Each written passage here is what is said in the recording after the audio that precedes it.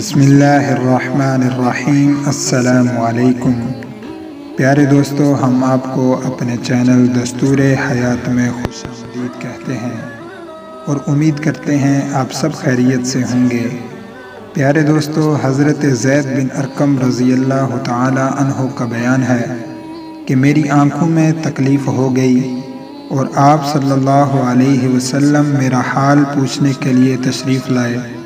جب میں ٹھیک ہو گیا تو آپ صلی اللہ علیہ وسلم نے فرمایا، اگر تمہاری آنکھوں میں تکلیف رہتی تو کیا کرتے؟ میں نے عرض کیا، یا رسول اللہ، میں صبر کروں گا اور اس پر ملنے والے اجر کا امیدوار رہوں گا۔ آپ صلی اللہ علیہ وسلم نے فرمایا، پھر تو تم اللہ پاک سے ایسے حال میں ملتے کہ تمہارا کوئی گناہ بھی باقی نہ رہتا۔ پیارے دوستو، اس دنیا میں رہتے ہوئے تکالیف اور مصائب سب پر آتے ہیں۔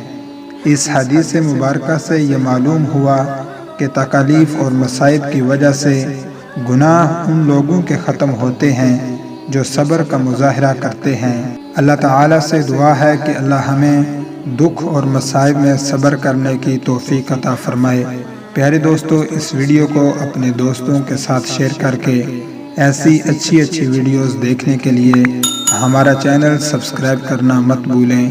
اپنا بہت سا خیال رکھیے گا۔ السلام علیکم۔